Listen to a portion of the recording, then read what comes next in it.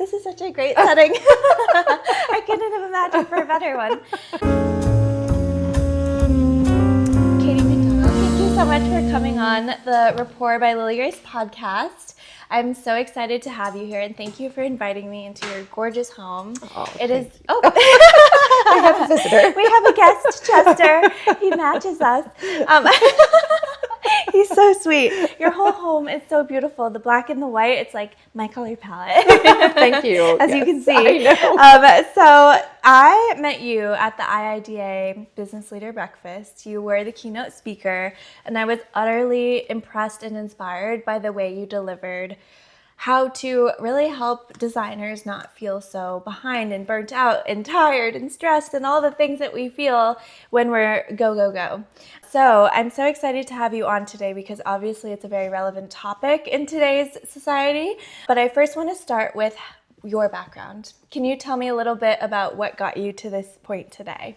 Well, my own burnout story, really, I had to learn the hard way. And my work is to make sure no one else has to go through what I went through to really hit the basement of rock bottom. And I worked for Time Inc. I sold advertising in 45 national publications, Forbes, Fortune, Architectural Digest, House Beautiful.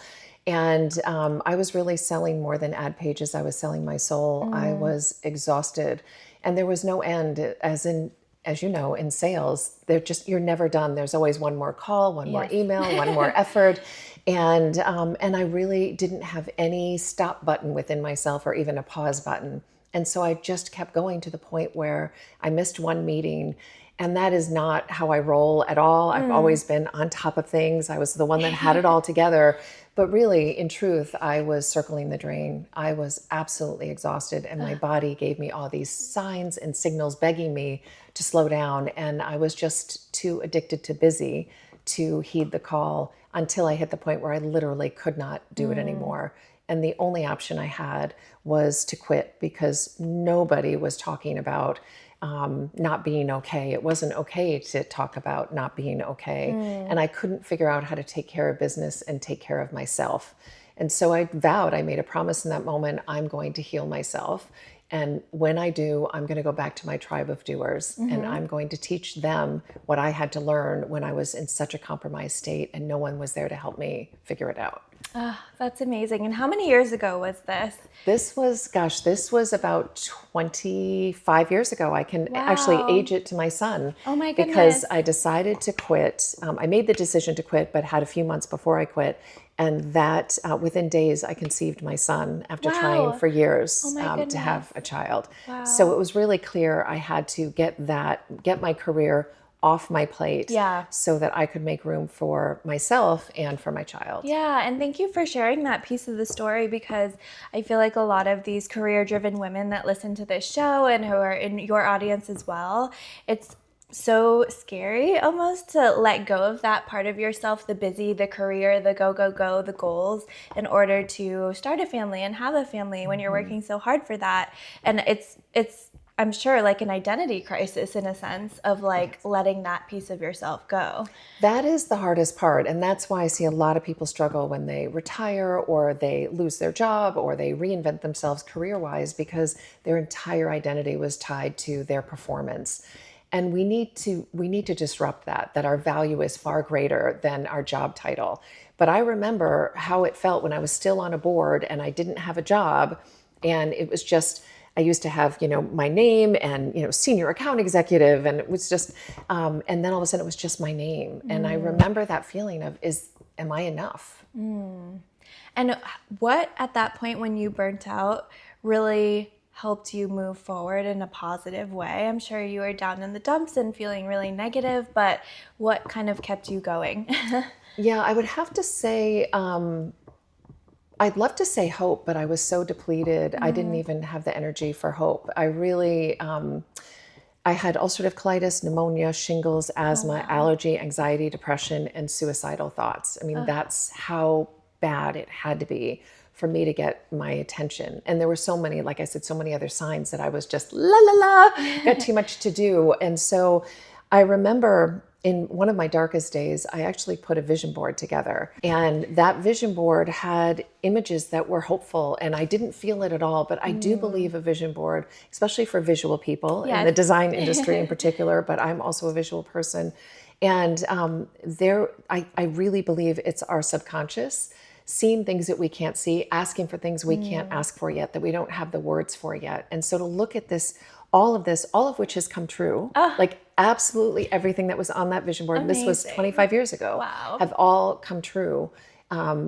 In ways that were unexpected. That was a sign of hope, and it wasn't on my conscious level, but the unconscious level. You manifested Yes. your life today. Yeah. And I love that you mentioned vision board, because I talk to all my friends about this. I do one every year, and it's less so about the material. It used to be back when I was younger, but now it's more about that emotion and the feelings that I want to feel in my future self, so that you attract yourself to that. And what are a couple of the things that were on your vision board that have come to life? Well, one of them was let's see, there was a broccoli, there was broccoli, and then there was this piggy bank. And I didn't place them intentionally at all. And that's when I actually went on to teach courses at RISD, vision boarding, years ago at the beginning of this career. And so there was a piggy bank and broccoli. And I went on to become a raw food chef, an instructor, and then I also became a holistic health coach. And so, and I had a stethoscope and the word holistic together. And I didn't even know there was a career as a holistic health coach. Like, I didn't even know it was in existence. There was also a picture of water and the word sanctuary. And years later, we had a house on the water, and it was written about in Dwell magazine and referred to as a sanctuary. Wow. So it was just, all these things kept coming true. It was really beautiful. That's incredible, and shows the power of visualization and manifestation, and how even when you're feeling super sad and depleted and depressed, you can really pull yourself out of that through visualization, which is amazing. And you talk a lot about that self-care isn't selfish, it's your duty. So what were the few self-care moments that you took for yourself when you were in that place? And then what are the things that you really focus on today?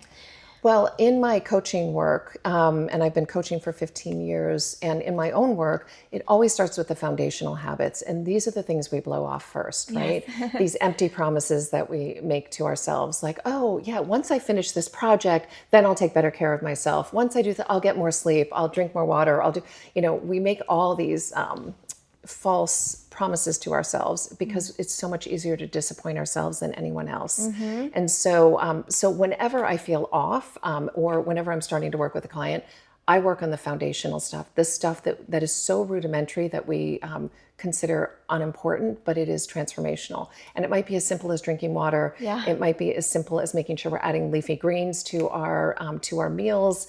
We're walking around the block, like these basic things, setting a timer, giving ourselves a half hour before we go to bed, creating these morning routines and nighttime routines, these foundational habits that can change everything, because the message to us comes in, like, my physical well-being, my spiritual well-being needs to be tended to, or else our body will create symptoms that draw us out of our head and into our body. It's the way to take the elevator down. So we want to get to the point where our body doesn't have to communicate, because it trusts that we're going to respond to it.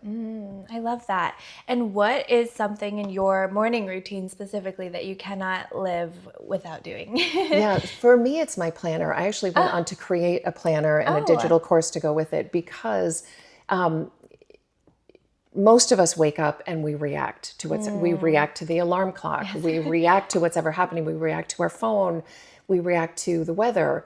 And one of the first things I do is look at my planner, because it's an opportunity for me to say, what matters to me? What are my intentions for the day? And one of the things I wove into the planner was, what do I need? And that's a question that most of us don't ask. Really, not what do I need to do, but taking that moment, taking just a sigh and a breath to say, hey, what do I need today? Am I tired? Am I thirsty? Do I need a hug? Do I need to challenge myself? What is that I need? And that's setting the intention for the day. And then identifying 3 things that we're going to accomplish for the day. No matter what, I'm going to get these 3 things in. And the rest can be, just we can celebrate whatever it is we accomplished. So those things make sure that I'm not reacting to the day, that I'm actually in the driver's seat of my own life. I love that, because you're prioritizing the things that are important to you before you look at the Instagram and the Facebook and the email. Well, the world will tell you what's important, Yes. right? If you don't have an agenda, you're living according to someone else's. So true. So I really want to make sure that I'm the one that's choosing how I spend my time, because when I was so ill and so impaired, I was outward focused. Yeah. And that's what led to the cray-cray and Yeah. the suffering. Yeah, it's so true. And I definitely was in that place a few years ago, not too long ago. And it almost feels foreign or weird, or not lazy, but weird to me to be so internally focused. I'm like, oh, am I doing enough outside of myself? But it's also so grounding and so healing to really tune in and be listening to your intuition. It's a very strange feeling.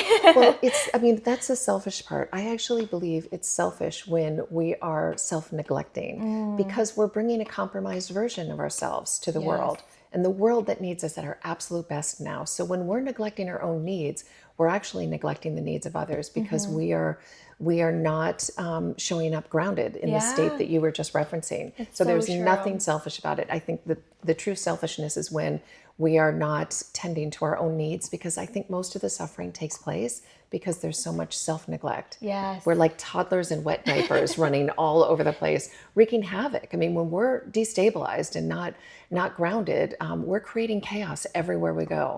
And yeah. I felt that. And I think even though I'm so OCD and type A and eldest daughter, I've always had those traits. Before, it was chaos in my head. It was always chaotic. And even though I felt like maybe to the outside it was not, it probably was. And now people see me a few years later and they can feel a difference. When you work with clients, can you catch a vibe pretty quickly of where someone's at before they even kind of spill their whole life to you? Oh yeah, energetically? That's my work. I've been doing this for 15 years. I've coached hundreds of people, and as a professional speaker, I'm in front of lots of people. And yes, because every client teaches me something about myself and teaches me about the next client that I'm about to encounter. Any life experience I've had prepares me for whatever I'm going to encounter. So what's different is when I meet a prospective client, I can see what they can't see. I can see what the vision board sees. Yes. I can see the evolved version, and they just can't. They know that they can't do it anymore. And I think that's the telltale sign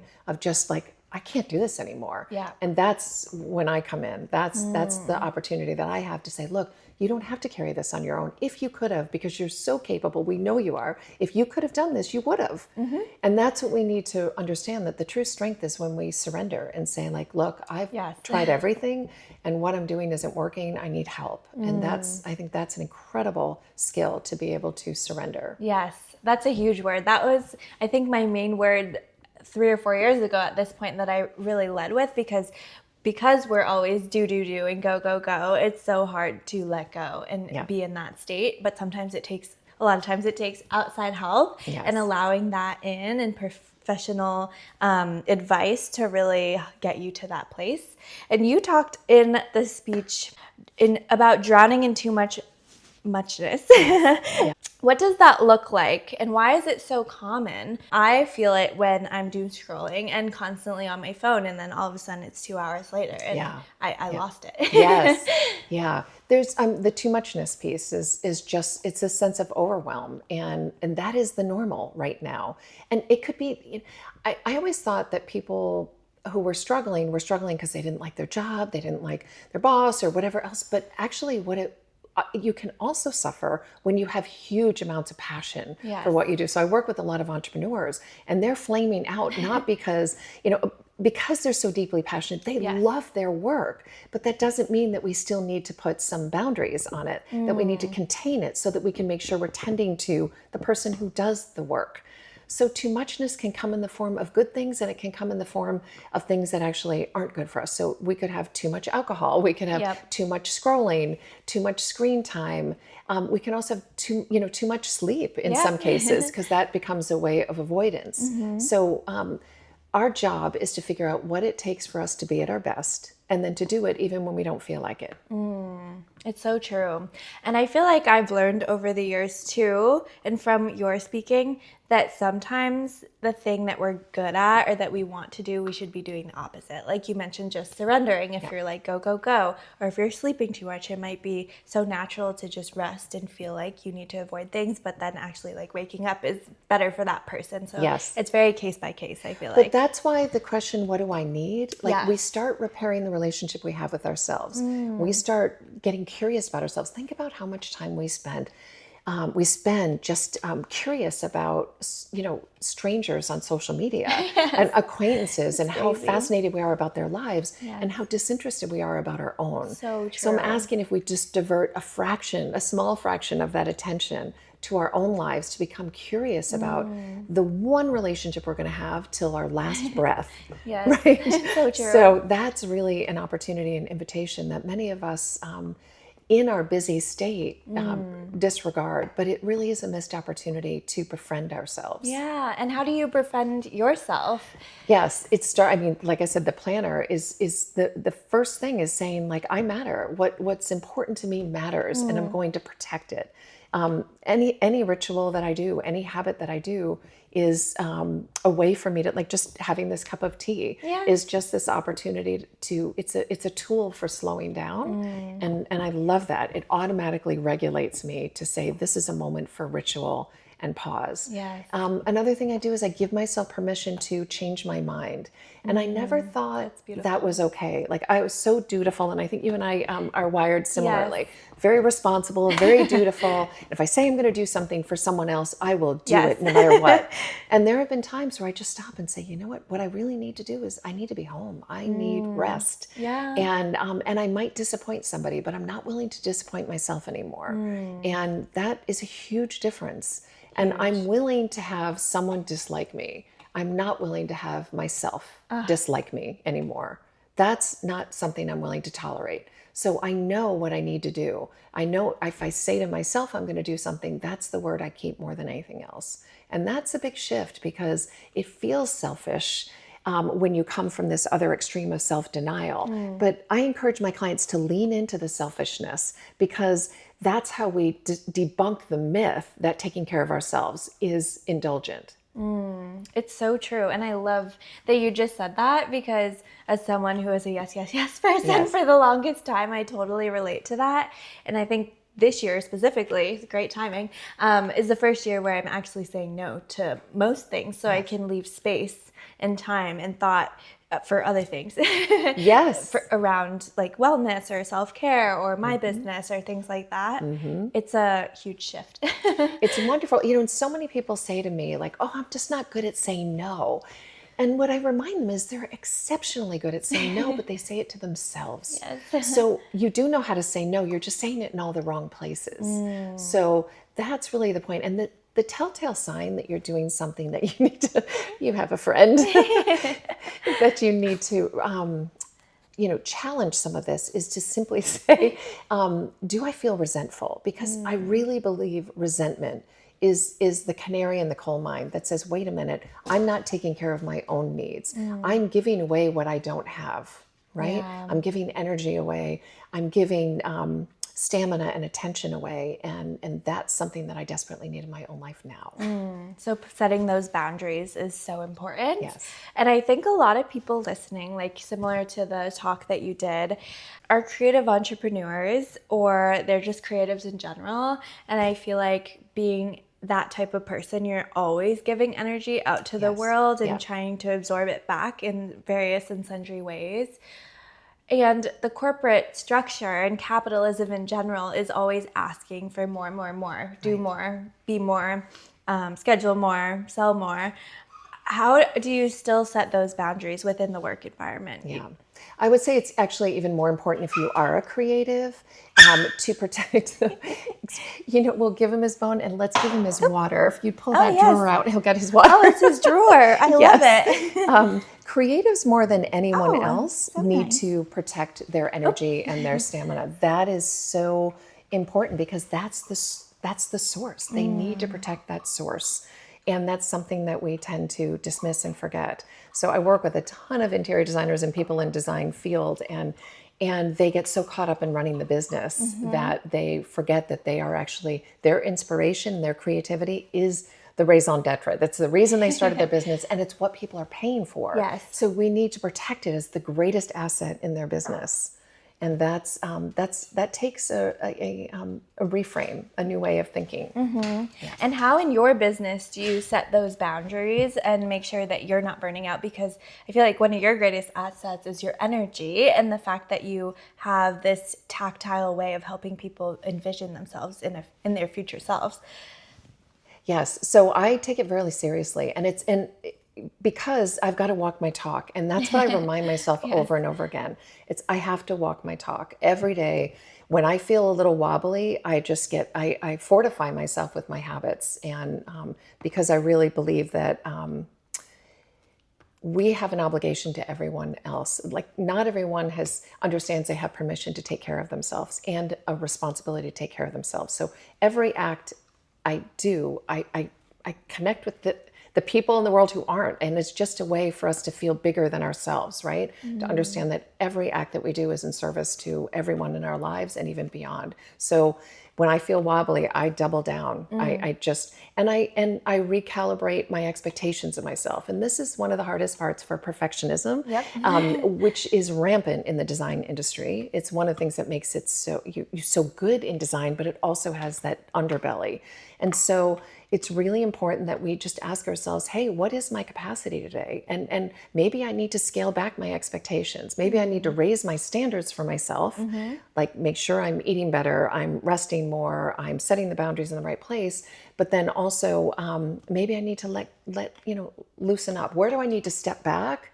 And where do I need to step up? And that's our job. And it takes the space that you were talking about so skillfully. We need to create space so that there's choice instead of reactions, so that there's some breathing room. It's much like if you were decorating a room, you take everything out and then you decide what is invited back in. And that's what we need to do. We need to clear it away to create space and then discerningly bring in what's beautiful for us.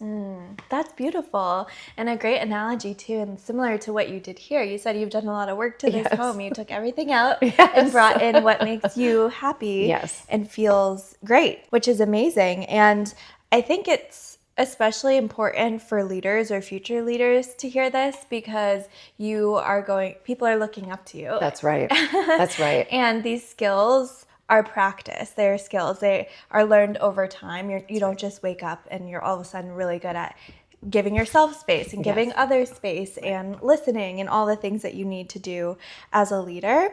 So what do you have to say for the future leaders that are maybe trying to do as much as they can so they get to that point? Yes. How can they start honing in on these skills? Well, I would say do it now, right? Don't wait till you're burned out. Don't wait till you've gone past the point, because that's actually it's just a bad strategy. It doesn't work, right? Because then you're really behind and you're scrambling to catch up. So if you want to gain a competitive edge, take care of yourself.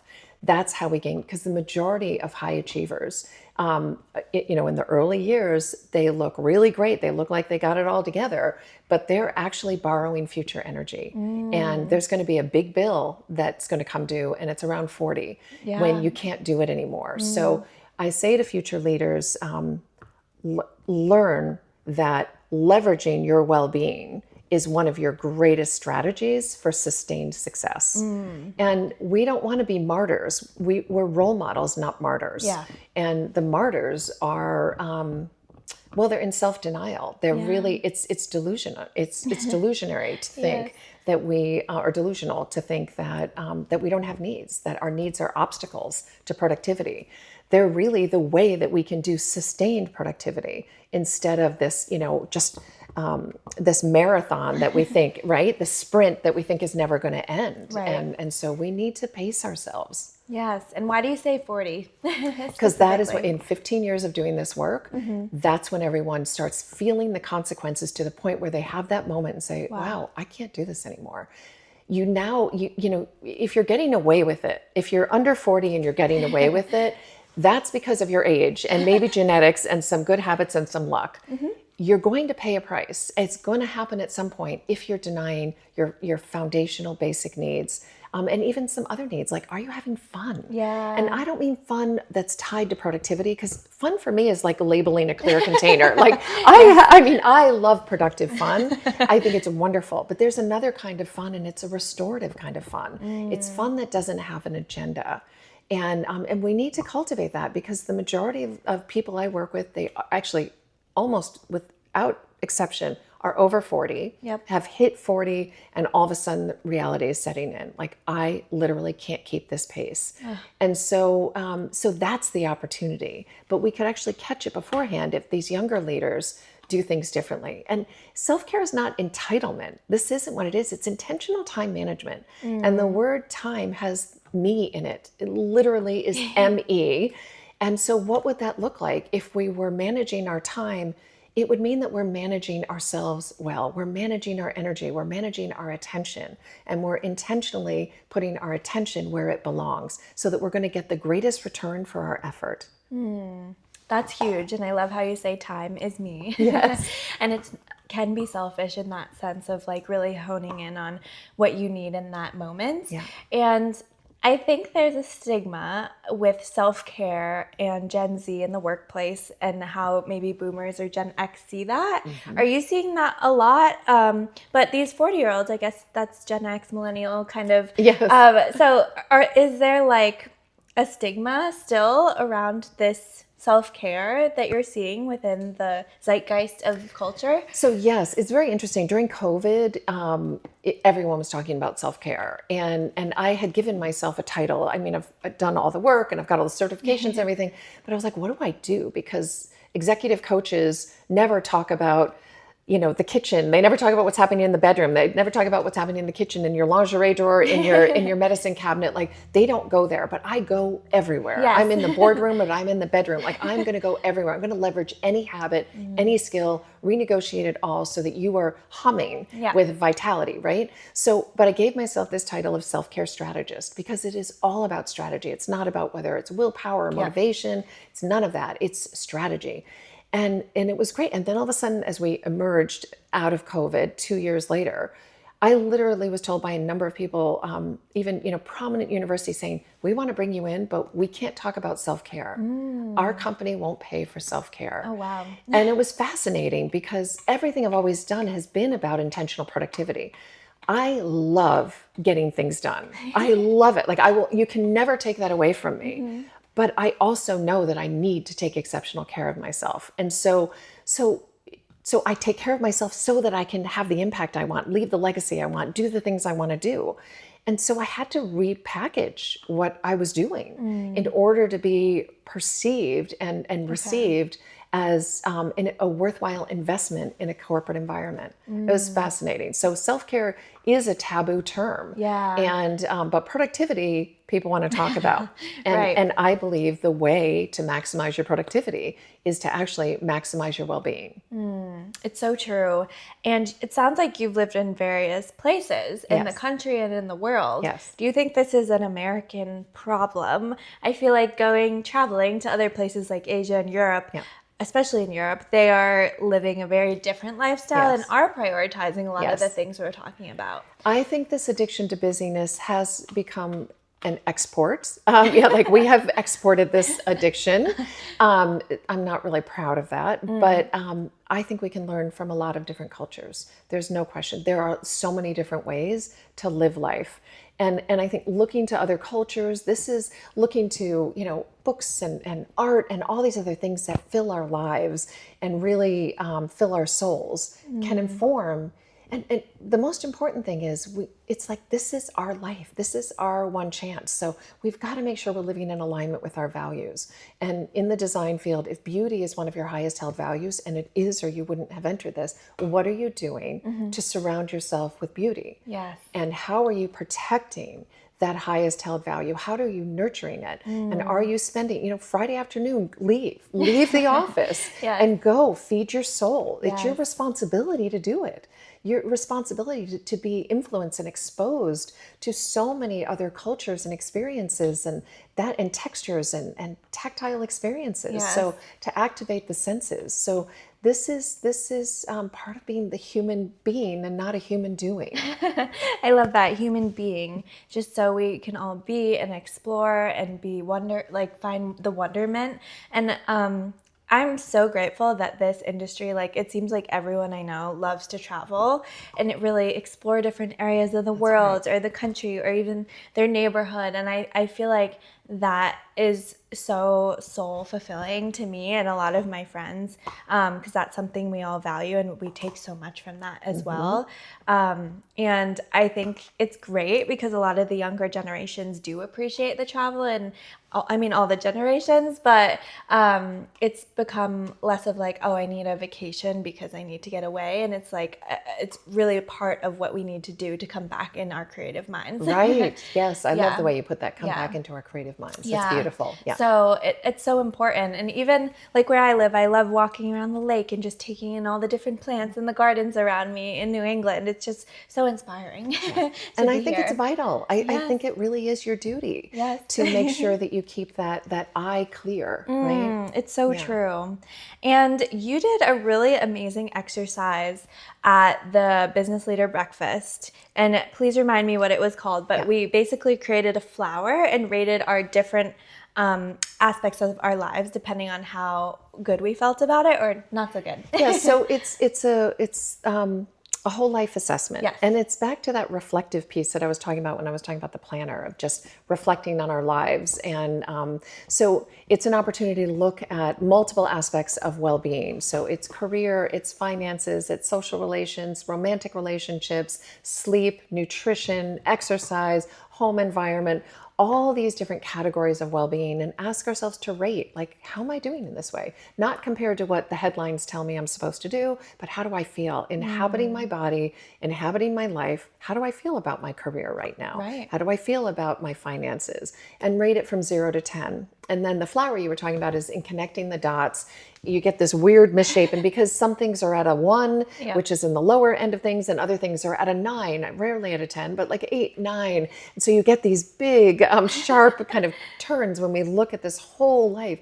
But it gives, again, back to the visual, it gives an instant visual feedback loop of like, hey, whoa, there are some big indentations here that are invitations. They are opportunities for us to say, oh, wow, I've taken my eye off this.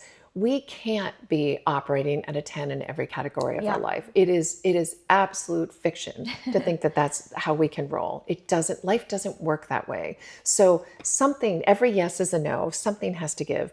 And there are times when, like when my son was born, I put my career aside for, 8, 9 years before I went and launched this career, because it was the season of my son at that point. And it was like, my family and other things are going to quiet. And then there are times when my career, now that he's graduated from school, like I can start putting my attention there. And so we need to understand that we're actually making choices instead of holding ourselves to this perfectionistic pursuit of balance. It's also an illusion. I don't know anyone that's totally balanced. I don't believe it. It's suspicious. Like, it's just, I don't think it's reality. I think there are times we make trade-offs. Where the non-negotiables are in our well-being. Like, we can't serve any other aspect of our lives if we're neglecting those basic foundational pieces that we've already talked about. That's the fuel that enables us to accomplish everything else. Totally. And I thought that was such a powerful visual, because in my relationships and part of my career, I felt really good, but other things like spirituality and some wellness aspects, I was like, oh, you could do a little better here. Yes. And then what's like a very tactile action step that people can take after looking at their chart? Yeah, so it depends on where the biggest indentation is. The first thing I'd want you to do is look at where you're rocking it and be like, woohoo, look at me. Wow, I'm really protecting my sleep. That's great. And start looking at how is one area, like let's say you're doing well in sleep, and that's not often the case, but let's say you're doing well in sleep, but not so much in your career. Like, you just don't feel like you're operating at your best, or productivity is a little off. Like, ask yourself if, wow, because I'm sleeping so well, I wonder if that's how I'm able to like carry everything else off. Or the flip, if you weren't sleeping well and you're like, wow, I'm not operating in my best here. I wonder if I leverage sleep a little better, if that might enable me to, be able to be more productive. He's ready to climb in your lap again.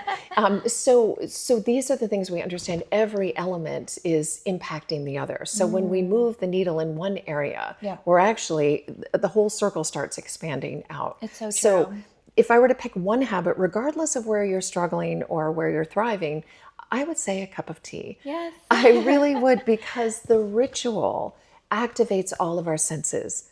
Every single sense becomes alive when we prepare a cup of tea. We've got the touch of the water, the touch of the cup, but we've also got the smell of it. We've got the taste of it, and we've got with the hearing of the water bubbling. So all of these things, all of our senses come alive, and that's how we remember we are physical selves that need tending to. And that's that one habit. It could be coffee too, as long as you brought ritual. There's no computer around, there's no newspaper, no notes, no planner, just no phone, just you. It's a moment to befriend yourself, to learn how to tolerate your own company until you start craving it. Yes. And I crave it now. Yes. And I couldn't even sit with myself for a minute before. So true. I was so afraid if I slowed down. And there's a reason we're addicted to busyness, right? If I slow down, I'd see all the things I've done wrong in my life, all the mistakes I've made, and I could survive that. That was the fear. Like I would just have to sit with all the ways that I disappointed someone or failed something. Do not drink your tea. So I was so afraid. If I slowed down, I would see the ugliness that I was certain was within me. And really all it was me being a human being who was imperfect. It's so true. It's almost awkward when you have that first encounter with yourself in quiet without any screens or anything around you, because it's like, oh, I've never done this before. Yes. It's very strange. But then, as you said, over time, as you have the cup of tea every single day, the 1 minute, the 5 minutes, it becomes addicting in a sense of like, we crave that. Well, and it's practice protecting something that is just for you. Yeah. Because it's one of the first things I have my clients do, because they're sitting there and they're saying, oh, I'm not available. And they've probably never said that to someone, to a colleague, to an employee, to a spouse, to a child. Like, I'm not available for you right now. That becomes that practice and that playground for boundary setting. And that's why I love it. It's a low, like it's a safe place to experiment. Yes. Yeah. And I believe too, in this world full of AI and technology and phones and all the things, that it's really important to have these moments that are a little bit more analog. And it kind of reminds me, I was in New York City for a Miller Knoll training, and someone said he really got into buying and selling watches, like really expensive, fancy watches. And I was just asking him about that. I'm like, what's your favorite watch? Or like, what's your favorite part about this? He's like, honestly, it's not even the watches for me. It's really more so the fact that every morning I go to my watch box and I pick out my favorite watch and I put it on, and it takes a minute to do, but it's like part of his morning routine and experience that is so analog compared to like checking your phone and checking all the emails. But you know what? That ritual tells me he's asking whether he's conscious of it or not. What do I need? Yeah. Like, how do I want to show up today? So true. Right?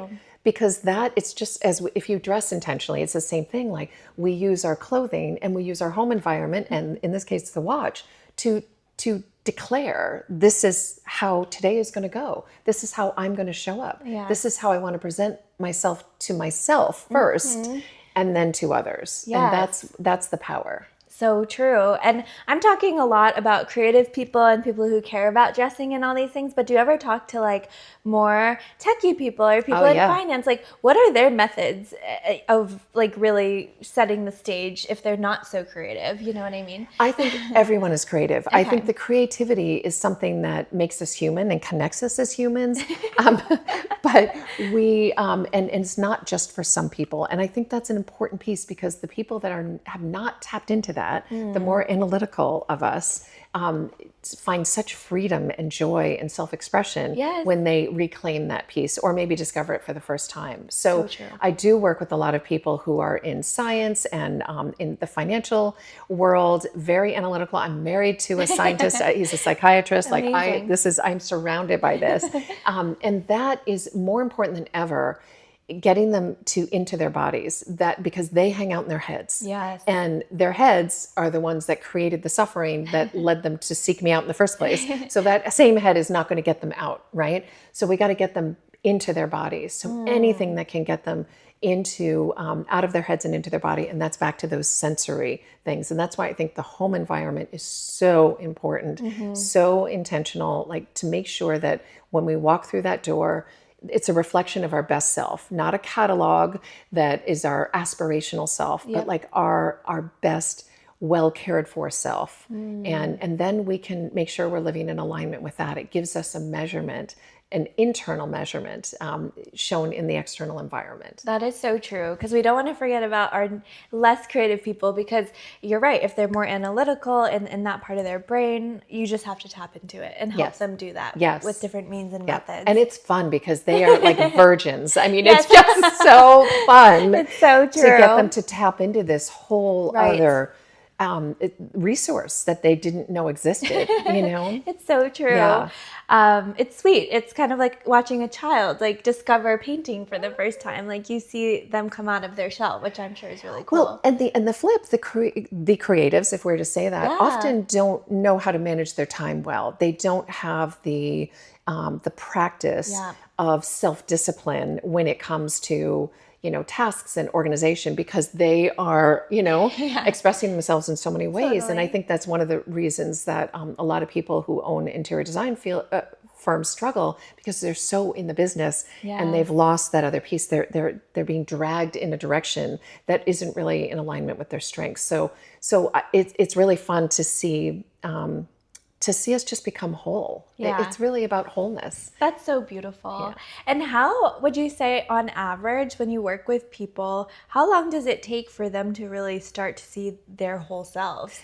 Yeah, they start to see it very quickly, because so I do a 6-month program that often becomes a year long, depending, but 6 months is the minimum. And I've tried to abbreviate it because so many people are like, oh my God, I don't have 6 months.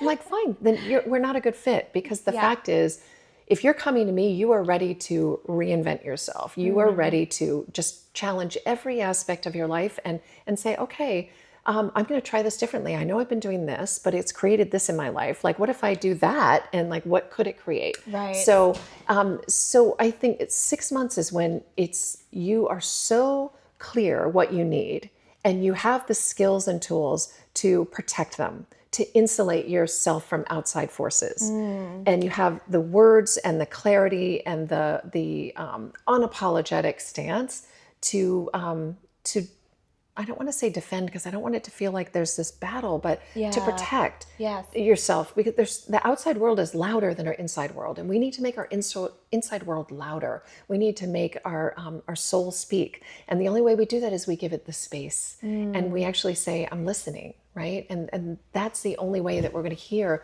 all this wisdom that doesn't reside outside of ourselves. It's already there. We have to excavate it. Yeah. And I think I referenced in the IIDA lunch our breakfast, that Michelangelo would just have this clump of marble. And he said, my job is to remove the excess. Yes. And that's like often removing the excess from our lives is where we actually reveal the beauty of it. So we reveal like, oh, this is where I want to be. This is where I shine. This is where I need to be. This is where I have the greatest impact. But if every moment is accounted for, there's no ability to reflect. There's no time to strategize. Yep. We are simply existing. And that's not how I roll. That's not how I want to live. Right. Yeah. And I feel like you have this gift of really breaking these complex issues and internal issues down in such a tactile, easy way for people to understand, with the cup of tea and the Michelangelo metaphor. It's just such an amazing skill to have. So I love that you're able to share that gift with the world and with my audience. And what is a legacy that you really want to leave behind for not only your clients, but for the world as you work in this coaching and speaking business? Yeah, I would say that we have not only permission, but an obligation to take care of ourselves. We really do. We need to, if we're going to feel guilty, and many of us will when we start taking care of ourselves and start protecting our needs, I want you to start feeling guilty for when you're not taking care of yourself, when you're not protecting your own needs. We're going to repurpose the guilt. Yes. So because so many of us are waiting till we feel like it, or till, something forces us. And I'd rather just claim it now. Like every day I'm going to make a decision that I'm going to do the best for me in that moment. And then I'm going to celebrate what I did well, and I'm going to study what didn't work out so well so that I don't repeat it. And if we did nothing but that, we change the trajectory of life. Like we really do. True. And we give, just by simply living our lives, we're giving everybody else permission to live theirs intentionally and to take care of themselves the way they take care of everything and everyone else. And that's how we've left a powerful legacy, and we break the generational cycles of self-neglect. That's what I want in my lifetime, and that's what gets me out of bed every day. That's an amazing vision and mission, and your passion and expertise really just flows and is so infectious. So keep being so amazing. Oh, thank you. I so appreciate your time. And how can people find you, connect with you, book you to speak, all the things? Thank you. I'd have them go on katiemcdonaldspeaking.com. There's information about coaching as well, my speaking. You can get access to the planner. And more importantly, there's all sorts of resources there. So if you're just feeling like you want to explore the topic of productivity, intentional productivity, and self-care practices, then go on. There are blogs and podcasts and resources so that you can start exploring. And there's an Audible course. So it's called Nourished to Flourish. And it's a great place to start. To start looking at every aspect of the wheel that we've referenced and see where we might move the needle. I love it. Thank you so much for your time and for allowing us to record in your beautiful home. I really, really appreciate you. Thank you for the opportunity. I appreciate that as well. Thank you.